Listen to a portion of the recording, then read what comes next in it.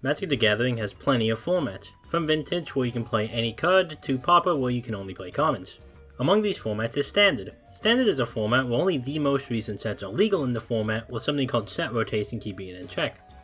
The Standard format was not actually created till 1995, 2 years after the game's release, and at the time it was called Type 2 before later being renamed to the name we know, Standard. Every year the last 4 sets of Standards are rotated out of the format when the fall set is released.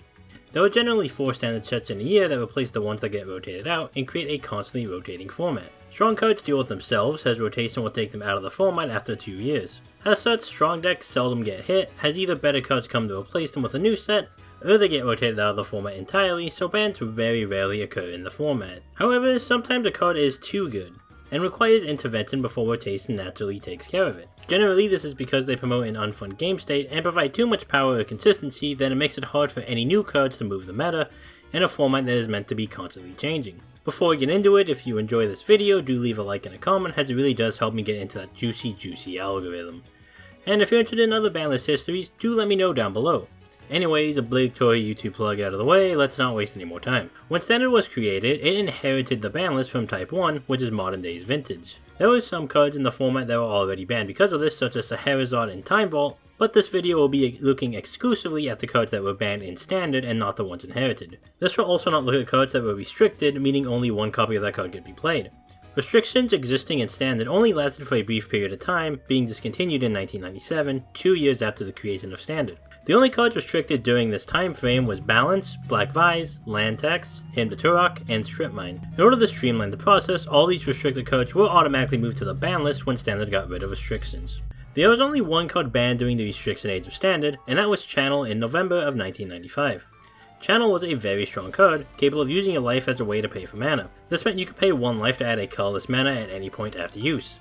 This was most often used for the iconic Channel Fireball combo, capable of winning the game with those 2 cards. Being able to easily make mana is powerful nowadays, and the early days of the game were no exception. Channel actually came to Standard already restricted, having originally been restricted in Type 1 or Vintage on the 3rd ever ban list in March of 1994, but was still too strong that it had to be fully banned out of Standard in order to prevent such a powerful card from dominating the format. Zera'n Orb was also restricted on this same list, but we'll get to that later. The very next ban list came out in February 1996, where Mind Twist was banned. Mind Twist is a simple card that costs black and X, and however much you paid for X should be the amount a player had to discard. This proved to be immensely powerful. Normally discard spells like Thoughtseize are kept in balance since it requires you to commit to a 1-for-1 trade and card advantage. Even ones to discard 2 cards are kept in check both by having a larger mana cost, and by the time you can cast them, they're often not worth it since your opponent likely already has cards in their hand they don't mind discarding. What happened with Mind Twist is you could cast it very early and force your opponent to discard their powerful cards early for just 1 card. Even though it required 2 mana in order to make the opponent discard a card, it was very easy to make X be 2 or 3 mana early on. Later in the game, you can even make your opponent discard their entire hand when you had mana to dump. All their removal, creatures, counterspell all gone because of Mind Twist. They couldn't have answers to your field because you made them discard all their answers. This was another card that entered Standard already restricted, having done so in August of 1994, and ultimately was banned in 1996. Next to go was another card I previously mentioned, and that's Zera'n Orb in the ban list of June 1997. Zera'n Orb can sacrifice a land to gain 2 life. The card late game often prolonged the game, able to use an abundance of land to continue to gain life. It also comboed well with Balance, as you could sacrifice the lands to Zera'n Orb and essentially go to 0 lands if you wanted to and force your opponent to do the same, but the user of Balance in Zera'n Orb was up a ton of life while the opponent stayed where they were unless they had their own Zera'n Orb. The card was restricted back in February of 1996, however Wizards decided to put Ice Age back into Standard, and because of the new restriction rules, it immediately got banned in order to stay consistent with that rule. Standard would be free of bans up until the start of Combo Winter in 1998. The start of it would be the Tolarian Academy deck. The deck ran Tolarian Academy using Mind Over Matter to repeatedly tap and untap it to make infinite mana. You were able to then shuffle through your whole deck with Windfall to search for your enablers. You continued to do this, and once you made infinite mana, you were able to use Stroke of Genius to mill out your opponent. This deck was incredibly powerful and consistent, and the start of a ton of powerful combo decks that ran rampant all through Winter. The first 2 cards victim for Combo Winter was Tolarian Academy and Windfall, both of which were banned out of Standard. Though Mind Over Mana was a part of the combo deck as well, it wouldn't be banned till later. The next slew of bans would come at the end of Winter of March of 1999. It was the 2nd largest ban list of all time for Standard. The ban list hit just about every card that could enable combos. This list banned Dream Halls, Earthcraft, Fluctuator, Lotus Petal, Recurring Nightmare, and Time Spiral. Though Memory Jar was initially absent from this list, it was retroactively added. If a card was good at enabling combos, it was banned. Wizards wanted to make sure Combo Winter would be dead and it was not coming back. Most of these were because they could produce mana for free or give powerful effects for free.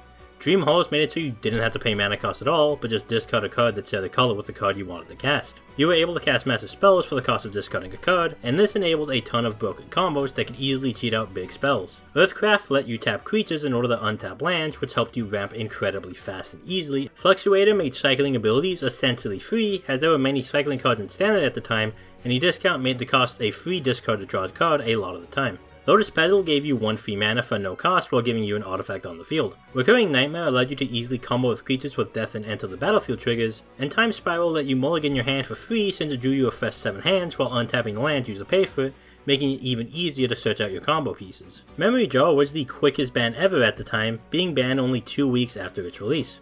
The Memory Jar deck utilized a ton of free mana to turbo out Memory Jar and burn with Megrim when your opponent was discarding their cards for the Memory Jar trigger.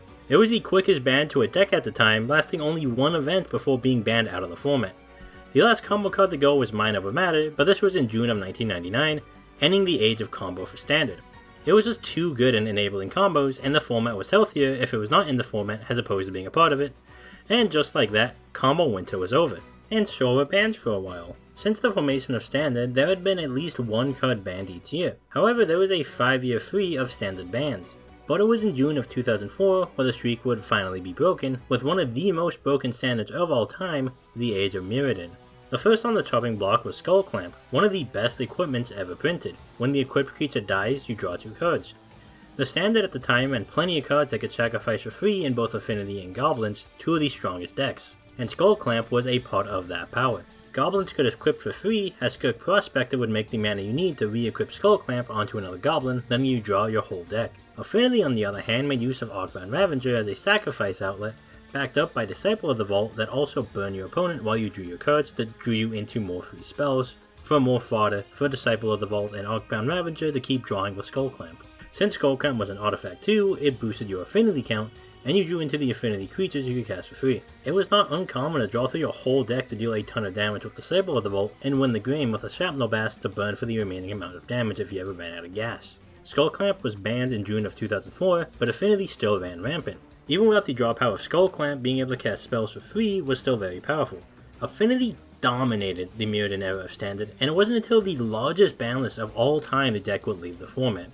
Affinity got obliterated, with all of the artifact lands being banned out of the format, along with Arcbound Ravager and Disciple of the Vault for good measure. The meta was so unbearable during the Affinity Age, many players left the game and in some cases never even returned. Nonetheless, the game went on and actually had another era of peace from cards needing to be banned. This time Standard went 6 years before the ban list finally took again in June of 2011. This would come with the banning of Jace the Mind Sculptor and Stoneforge Mystic. Jace is widely considered to be one of, if not the best, Planewalker card ever printed. A repeatable brainstorm on a body that could also control your opponent's draws and bounce creatures was immensely powerful. If Jace ever pulled off his ultimate -12 ability, you just won the game. You were able to constantly make sure your opponent drew only weak, if not useless cards, and control your own top decks whenever you needed to. Planeswalker removal was minimal in the format at the time, and one of the most common ways to remove it was by playing the original Jace Beleren. This is because the old rules made it so you can only have one Planeswalker of one type, so since Jace Beleren and Jace the Mind Sculptor both had the Jace type, Jace the Mind Sculptor would be forced into the graveyard when you played Jace Beleren. And a lot of people did that because Jace was just that oppressive. It was a staple of mid-range and control decks, being in almost 90% of the metagame. Stoneforge Mystic was one of the best equipment support cards ever. When entering the battlefield, you got to put any equipment from your deck into your hand. This let you run minimal copies of any of them so you wouldn't draw into them and you'd always be able to get them out of your deck. In addition, you could cheat any equipment you wanted to onto the battlefield for just 2 mana, getting around large cost. This was already good, and the release of Batterskull and Living Weapon is what pushed the card over the edge. The Living Weapon entered the battlefield and would immediately create a token and equip itself to it. This got around its high equip cost, and since you could bounce Batterskull, you can do this repeatedly. These 2 cards were combined for one of the strongest standard decks of all time, Caw-Blade, a deck that utilized the Sword Cycle as well as Squadron Hawk. Squadron Hawk got 3 1/1 flies out of your deck upon entering the battlefield, and you would use Stoneforge Mystic to search for the blades to equip to them. Once on the battlefield, you use your Jace the Mind Sculptor to maintain tempo, bouncing your opponent's threat while you're controlling their top decks. Both cards were banned at the same time. Funnily enough, Stoneforge Mystic wasn't completely banned, as 2 copies were included in the new Phyrexia War of Attrition event deck, a pre-constructed deck meant for new players to take to events. Since the deck was already released and players had already bought it, Stoneforge Mystic could still be played in Standard, but only if it was in the exact same list of the War of Attrition deck. Since it lacked the power equipment, it did not make any standard shakeup and it went into relative obscurity. There would be another 6-year period free of bans, and we were now back to yearly bans starting in January of 2017. This time 3 separate cards were banned: Emrakul the Promised End, Smuggler's Copter, and Reflector Maze. Emrakul was easy to cast early on as it was discounted for each card type in your graveyard. Decks were able to cast Emrakul incredibly early, allowing you to control your opponent's turn to mess up their game state by forcing them to make bad plays. Even though your opponent got an extra turn to recover, it often was not enough as they had no good cards to play anymore. Emrakul had protection too, as no instance could target it, keeping it safe from most forms of removal if you didn't have a way to counter it. On the field there was a 13/13 with both flying and trample, making it easy to deal a ton of damage and become very hard to interact with at all. Smuggler's Copter was banned since it was an auto-include in almost every deck. It was colorless so every deck could play it, and since it was a vehicle, it wasn't a creature unless you wanted it to be, making it harder to remove. Though the effect is simple, having a card that can loot each turn was incredibly good. Smuggler's Copter easily set off all your dead draws as they were able to be used to cycle the card away. Since it only had crew 1, almost any creature could crew it to take advantage of its effect. Reflector Mage was the least offensive of the lot, but the reasoning for the ban was that white and blue decks were the next best deck, and having Reflector Mage while the other decks lost Emrakul and Copter could make the deck too oppressive. It was a strong card, but it was more preempted than anything else. I wasn't around for these bans, and I got that information off of Reddit, so if it's wrong, go ahead and blame them and not me. The next ban came just 2 months later in April of 2017, while Felidar Guardian was emergency banned. This was due to its interaction with the new card Saheeli Rai that allowed you to make infinite copies of itself with its -2 ability, which creates a token of another creature artifact you control and it gains haste but it's sacrificed at the end step. The combo was simple. Use Saheeli's -2 to create a copy of Felidar Guardian, the blink Saheeli, and when it enters back into the battlefield, you could use her loyalty abilities again. And you just kept doing that over and over and over and over again. This combo was trivial to set up and perform, and guaranteed a win as you can make infinite tokens with haste for a total investment of just 7 mana. Felidar Guardian was banned to prevent the combo, lasting only 92 days before it got hit by the ban hammer. Another 1-card ban came with the banning of Aetherworks Marvel in June of 2017, the last of the year. Though Wizards had said that Aetherworks wasn't the most powerful card, it was seen as both unfun to play and play against. Aetherworks Marvel let you cast powerful cards such as Ulamog the Ceaseless Hunger for free. There were plenty of cards during the Kaladesh Standard that gave energy, allowing for easy use of Aetherworks Marvel's effect without needing to put permanents into your graveyard. It was the best deck in Standard at the time, and due to people's dislike of the deck, even if it wasn't the most oppressive, it was opted that banning Aetherworks Marvel was better than letting it ride out rotation. There was actually only 1 banlist in January of 2019, but 4 separate cards were banned. Attune with Aether, Rogue Refiner, Ramunap Ruins, and Rampaging Ferocidon. Energy decks were very strong during this age of Standard, and Attune with Aether and Rogue Refiner were both very strong cards that guaranteed a good amount of energy. Both were easy and cheap to cast and let you fill up your energy reserve very easily, and that energy couldn't be interacted with. Energy could be used for fixing mana or bump up creatures like Bristling Hydra that also gain energy while being able to benefit off of other energy that was created. It was the best deck of the format at the time, and one of the only decks that kept mono red in check. So with the banning of those, this is why Ramunap Ruins and Rampaging Ferocidon were banned along with it. Wizards determined that without Temur energy in the format, there was a lack of answers to mono red. Rampaging Ferocidon set down life gain strategies while burning the opponents, and Ramunap Ruins was a fantastic game ender. There wasn't a lot of cheap removal outside of red either, only a couple, allowing for aggro decks to not have to worry about running into said cheap removal. In addition, Hazoret was also played in the deck, which acted as both as burn and an attacker that was indestructible with haste. So in order to keep mono red decks in check, Ramunap Ruins and Rampaging Ferocidon had to go, or else that deck would just replace Temur energy with the tech that beat. So now we have a weird ban to go over quickly, and that's Nexus of Fate. Nexus of Fate wasn't technically banned in Standard, but only banned in Best of 1 Standard on Magic Arena. This was because of how long it took to get the combo that used it multiple times a turn. The digital aspect of it made it much harder without the ability to use shortcuts you could do in paper. Despite this, strangely enough, it was still legal in best of 3 standard and in paper play, so it's not a real standard ban, but one that was still a card that was technically banned in standard in probably the most technical way possible. Strangely, the same happened with Rampaging Ferocidon. It was unbanned from standard in August of 2019, but still remained standard for best of 1 on Arena throughout its rotation cycle. The next proper ban came in October of 2019 with the banning of Field of the Dead.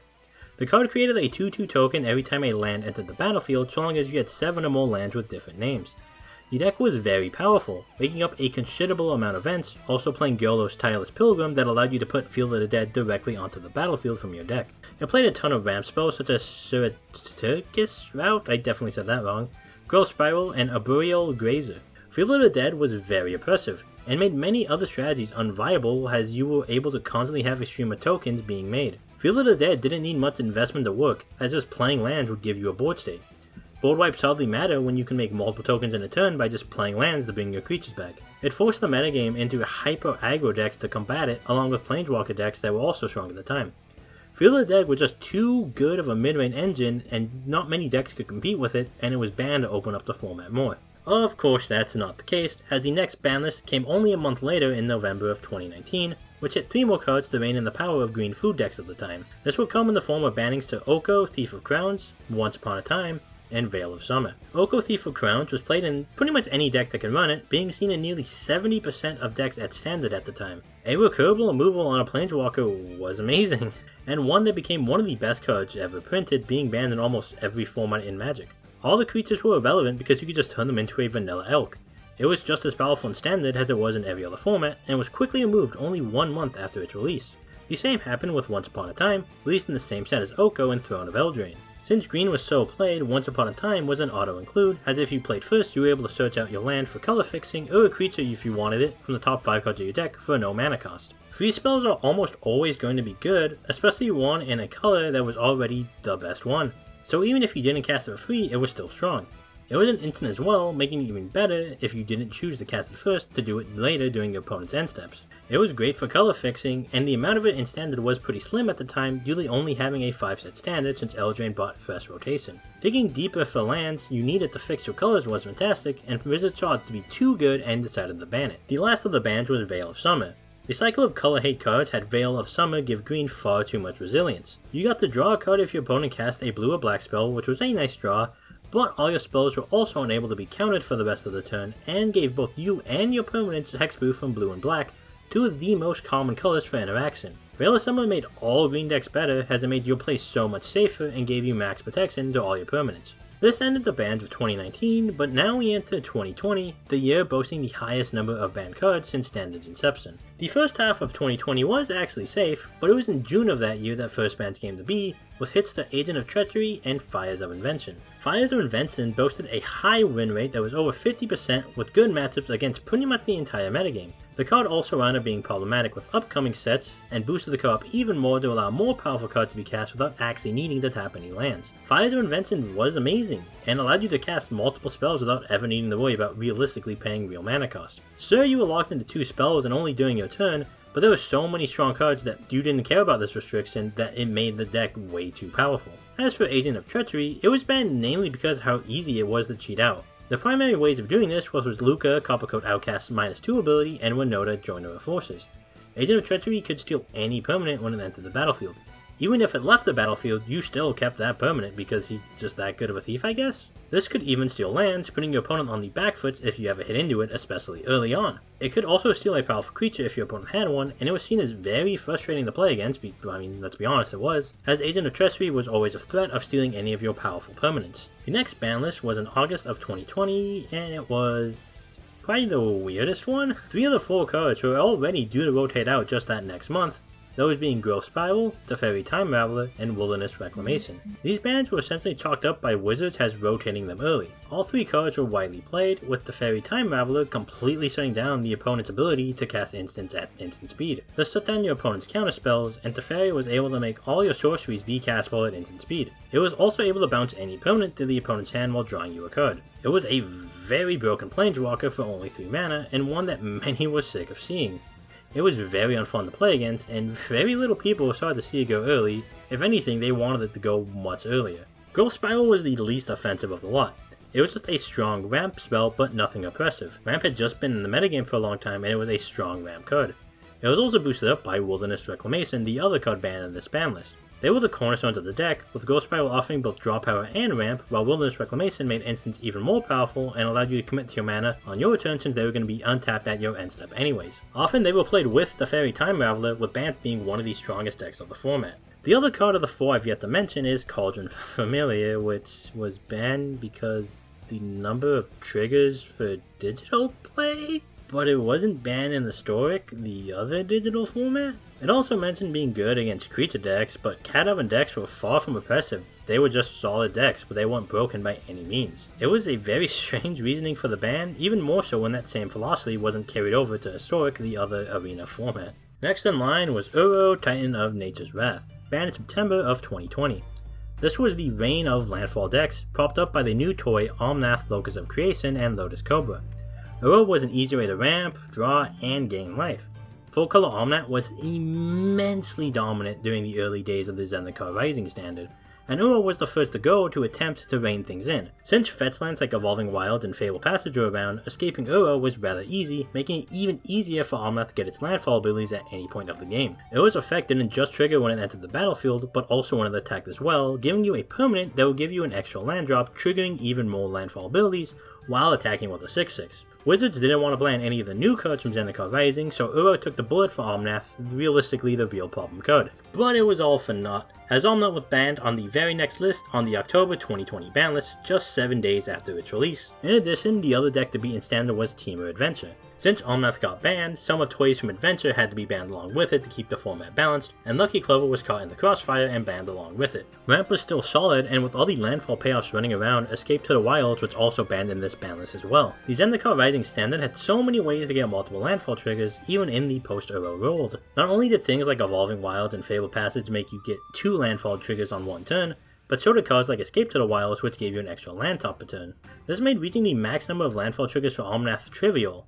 Not only were you ramping a ton, but you were getting free mana off of Omnath's second landfall trigger along with Lotus Cobra, allowing you to chain copies of Escape to the Wilds and cast cards like Generous Ultimatum with ease, which also triggered more landfall abilities. Lucky Clover made all adventure decks incredibly powerful.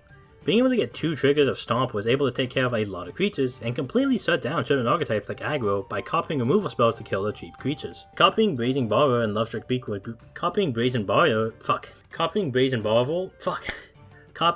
Borrower and Lovestruck Beast were great as well, giving you a solid string of tempo for little investment. Oh my god, it's hard to say Brazen Borrower.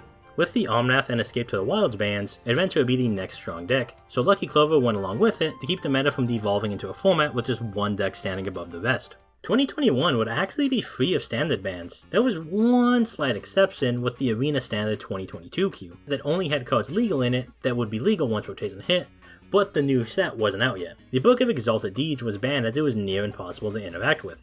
You would turn Faceless Haven into a creature, and since it had Changeling, it was considered to be an angel to allow you to use Book of Exalted Deeds on it to give it the Platinum Angel effect. Since it went back to being a land afterward, it was almost impossible to interact with, as there was no good land destruction in the format. It was only banned in this queue, and completely unbanned when official rotation hit, allowed you to do a reprint of Field of Ruin capable of handling the combo with no problem. The next actual set of bans would come in January of 2022, with Allrun's Epiphany, Divide by Zero, and Faceless Haven all being banned. During this era of Standard, Izzet dominated with a ton of interruption options that could answer counterspells or push the opponent back on tempo. Cards like Fading Hope were strong, but stronger than that was Divide by Zero. It was often complemented by Leah, Disciple of the Drowned, to enable you to use it not once, but twice with flashback.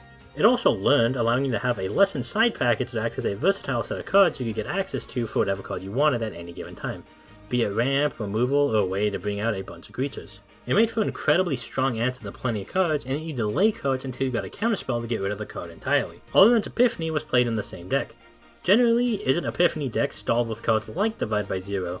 Expressive Iteration helped you dig through the top of your deck for whatever you needed, and Galvanic Iteration let you copy your Allrun's Epiphany to take 2 extra turns as opposed to just 1, often winning the game off its heels by chanting multiple copies of it. I also played Goldspan Dragon to make use of treasure tokens and to ramp towards Epiphany quicker, complemented by Unexpected Windfall for draw, something that could make 4 treasure tokens and draw 4 cards if used in tandem with Galvanic Iteration. This made the deck resilient and consistent, and chanting Allrun's Epiphany was rather easily and very unfun to face, and the bans ultimately killed the deck. The last of this loss is Faceless Haven. which is played in creature decks, namely mono white and mono green aggro. These were some of the only decks that could beat Epiphany going under the curve to win by damage by going hyper aggro. Faceless Haven was a key card to it, as it stuck around if your opponent used a board wipe and you could swing in for 4 damage. There was no real reason to not play Snow, as only Raydan was played that punished it, and it even wasn't played too often outside of mono white. As such, it is essentially a free 4/3 creature that any deck running Snowlands could play. With Epiphany out of the format, Faithless Haven left as well, as it was expected to boost aggro decks too high without a deck to keep them in check at all. Faceless Haven was another card that was included in the mono white aggro standard challenger deck. Like Stoneforge Mystic all those years ago, Faceless Haven was technically still legal in standard, but only if the deck it was in followed the pre-constructed list exactly. Until we've reached the last and most recent ban to stand at the time of recording this video, the banning of the Meathug Massacre in October of 2022. During the standard, Dumb United came and propelled black decks to the top of the metagame, largely thanks to the release of Sealdred the Apocalypse. It wasn't that Meathug Massacre was game-breaking, but Wizards wanted to reign in black a bit in some way, and Meathug Massacre was one of the best black cards, significantly beating any deck playing low toughness creatures. As such, the Meathug Massacre ate a ban, though it hardly did much, and black decks still run rampant throughout standard. And we made it to the end of the video. Standard bans trickled in yearly, though hit a big snag when it came to Combo Winter and the Mirrodin block. Bans in standard are kind of more common now, with at least 4 cards being banned each year from 2017 to 2020. But to Wizards' credit, the need for bans has not reached the highest set up in 2020, where 10 cards were banned from Standard that year. 2021 didn't have any of it, and 2022 only had 4. Standard always tries new ideas to try and keep the format fresh and interesting, to make sure the same decks don't stay the top decks for the entire lifespan of their rotation. And sometimes that desire pushes things too far and things get way too out of hand. It would seem many things will learn from the Age of Throne of Eldraine, where multiple cards warped Standard it was legal for, some to the point of needing a ban, as bans are becoming more sparse. Whether or not this will remain is never going to be known. We've yet to see a ban list as large as the Mirrodin standard from 2005, as that ban list alone was almost as large as the entire collection of 2022 banned cards. Only off by 1 if you lump in Skullclamp with it. Love it or hate it, Standard isn't going anywhere. Will 2023 continue the trend of con standards, or are we going to see a repeat of 2020? Only time will tell. I've been JPEG, thank you for watching. If you enjoyed the video, again, make sure to leave a like, comment, subscribe, and if you want to see any other ban list histories, do let me know down in the comments below. Take care all, I'll see you next time.